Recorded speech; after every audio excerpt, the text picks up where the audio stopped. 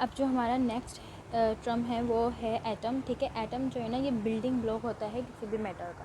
जैसे अगर मैं एग्जांपल दूँ तो हमारे पास बायोलॉजी में जो प्रोटीन होता है उसका बिल्डिंग ब्लॉक होता है वो होता है अमाइनो एसिड। अगर अमाइनो एसिड मतलब एक दूसरे से कनेक्ट ना हो, ठीक है, तो फिर उसके बाद जो है वो प्रोटीन नहीं बनता। तो ऐसे एटम होता है, अगर एटम एक दूसरे से कनेक्ट ना हो तो फिर हमारे पास क्या कहते हैं मैटर नहीं बनता। और एटम जो होता है ना बहुत एक्सट्रीमली स्मॉल होता है।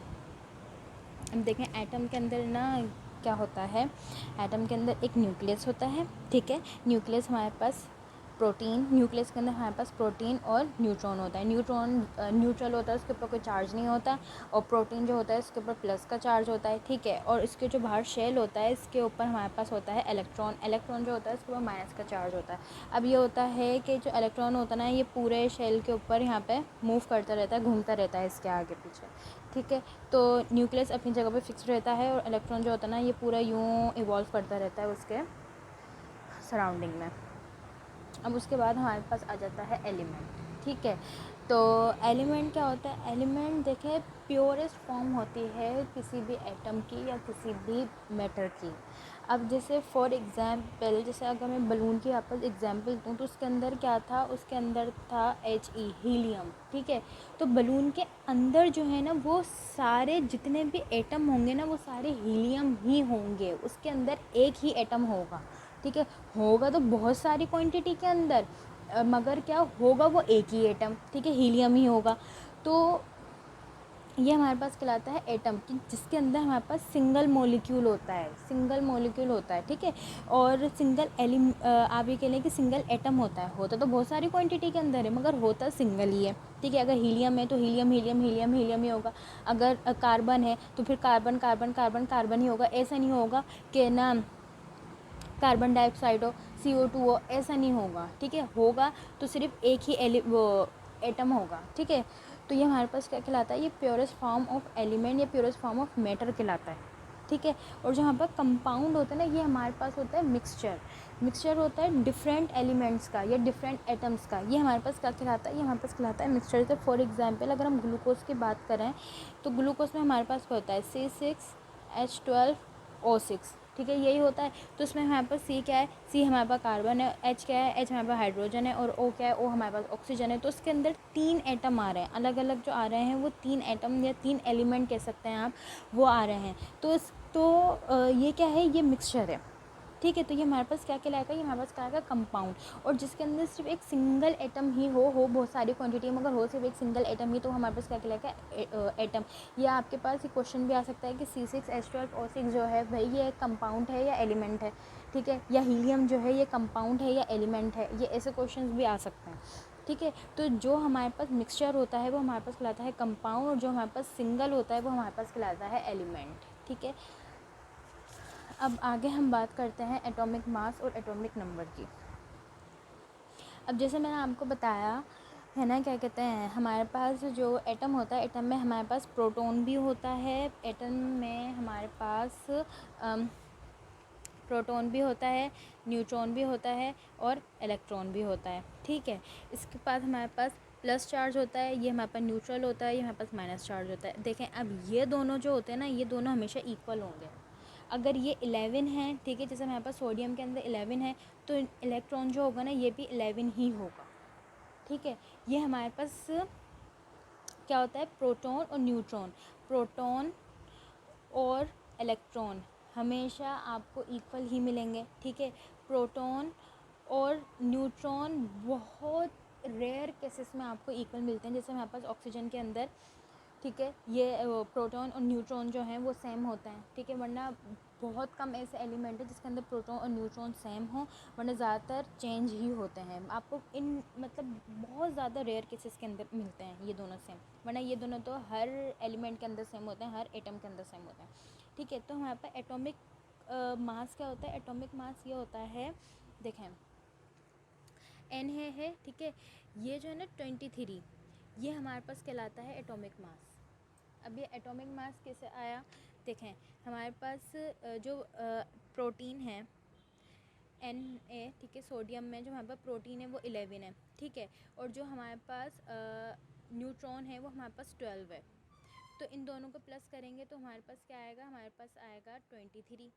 तो जो 23 ना, ये हमारे पास कहलाता है एटॉमिक मास, ठीक है। और जो हमारे पास सिर्फ प्रोटीन है ना, ये जो 11 है, ये हमारे पास कहलाएगा एटॉमिक नंबर।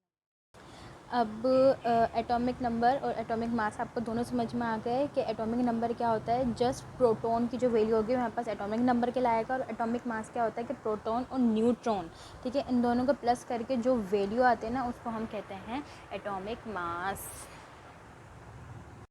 अब देखें नेक्स्ट जो हमारे पास टर्म है वो है वैलेंसी, ठीक है। वैलेंसी में ये होता है कि tendency to gain and lose electron, मतलब आप में ये होता है या तो आप इलेक्ट्रॉन ले लेता है एलिमेंट, ठीक है, एटम, या फिर वो इलेक्ट्रॉन लूज़ कर देता है, तो ये हमारे पास कहलाती है वैलेंसी। अब मैं समझाती हूँ कैसे। देखें ये है फार्मूला NaCl, ठीक है, सोडियम और क्लोरीन।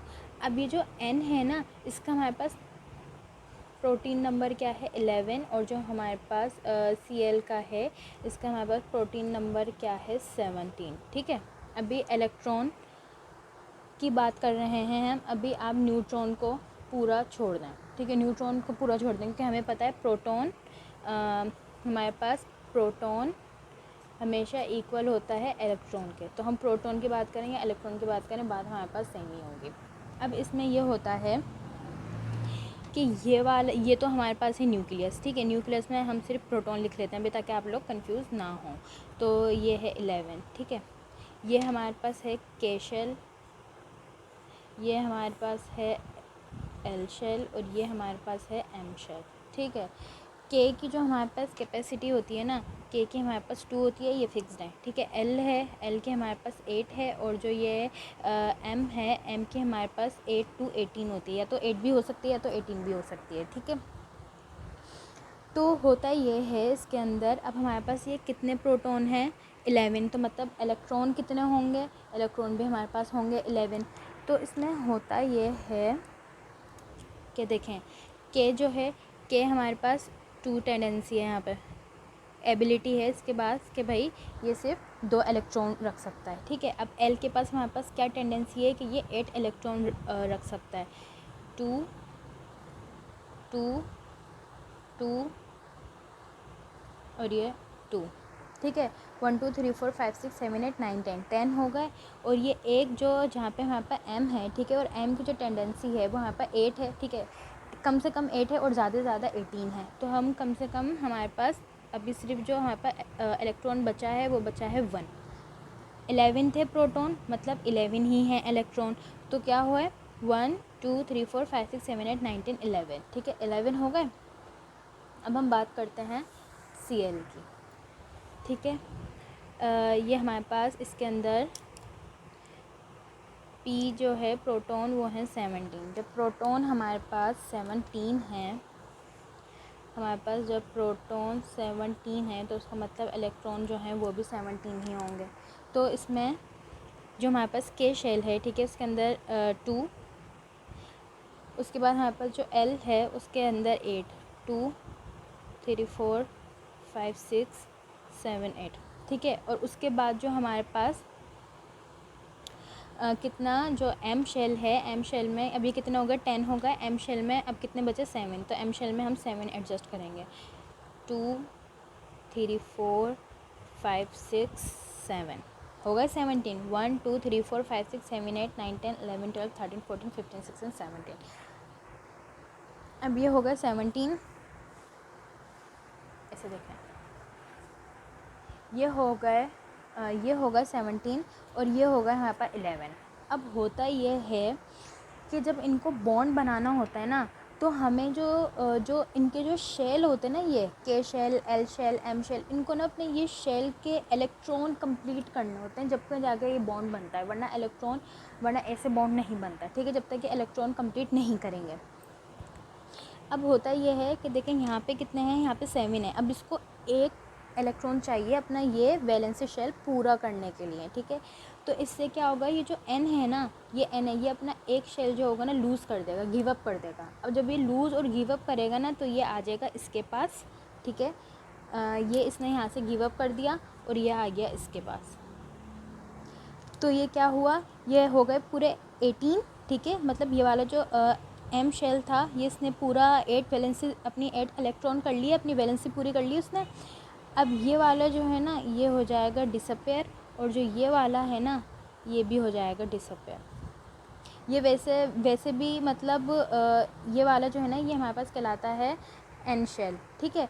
तो ये वैसे भी नहीं होगा, ये मैंने आप लोगों को सिर्फ समझाने के लिए बना दिया कि जैसे यहाँ पे 4 हैं, ठीक है, LMN, ठीक है।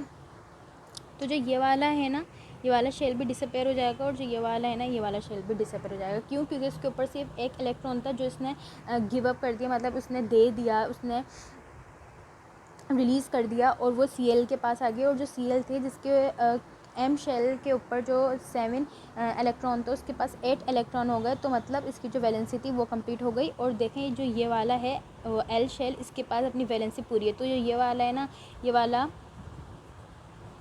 खुद ही डिसअपेयर हो जाएगा, और जो ये वाला है ना ये भी डिसअपेयर हो जाएगा। तो फिर ऐसे ये बॉन्ड बनते हैं, ठीक है। तो इसमें क्या होगा कि सोडियम ने अपना एक इलेक्ट्रॉन दिया तो यहाँ पे +1 आएगा, और जो Cl है, ठीक है, उसने एक इलेक्ट्रॉन लिया, ठीक है।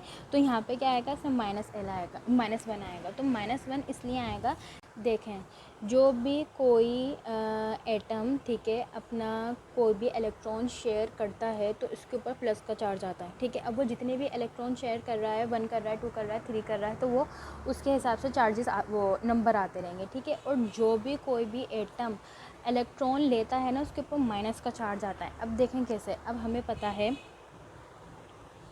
कि हमारे पास Cl जो है वो हमारे पास 17 है, ठीक है, इसके पास प्रोटीन 17 है। अब देखें P जो है वो हमारे पास है 17 प्लस का, और E इलेक्ट्रॉन जो है माइनस का है। अगर हम प्लस माइनस कैंसिल कर देंगे तो क्या बचेगा, 0, ठीक है। अब जैसे E है, ठीक है, अब जैसे 1 चार्ज इस पर आगे अटैच हुआ तो ये हमारे पास क्या होगा, -18, और जो ये P प्रोटीन है ये हमारे पास क्या हो गया, -17 प्लस का 17, प्लस माइनस माइनस क्या बचा, -1। तो इसलिए यहाँ पे -1 आएगा, और यहाँ पे +1 आएगा कि इसने एक चार्ज दिया है, ठीक है। तो ये जो होते हैं ना, जो चार्जेस होते हैं, ये चार्जेस हमारे पास कहलाते हैं आयंस, ठीक है। ये चार्जेस जो होते हैं ना ये हमारे पास कहलाते हैं आयंस, ठीक है। कोई किसी भी एलिमेंट के ऊपर या किसी भी एटम के ऊपर चार्ज हो, चाहे वो प्लस का हो चाहे वो माइनस का हो, तो हमारे पास क्या कहलाते हैं, आयंस कहलाते हैं। तो अब आपको पता चला कि वैलेंसी क्या होती है, टेंडेंसी टू गेन या फिर लूज़ इलेक्ट्रॉन। अब देखें इसमें जो N है, ठीक है, उसने अपना इलेक्ट्रॉन लूज़ करा है, और उसमें जो Cl है उसने एक इलेक्ट्रॉन गेन करा है, ठीक है। तो वैलेंसी हमारे पास यही कहलाती है। अगर ये अपने इलेक्ट्रॉन लूज़ और गेन ना करें तो फिर बॉन्ड नहीं बनेगा, ठीक है। ये अपने इलेक्ट्रॉन गेन और लूज़ करते हैं तो फिर इसी से बॉन्ड बनता है। और जो अब एक और टर्म है इलेक्ट्रॉनिक कॉन्फ़िगरेशन, वो मैं आपको नेक्स्ट वीडियो में समझाऊंगी। उम्मीद है आप सबको वीडियो पसंद आई होगी और समझ आई होगी। अगर आपको इसके अकॉर्डिंग कोई भी क्वेश्चन है तो आप कमेंट बॉक्स में पूछ सकते हैं। अल्लाह हाफिज़।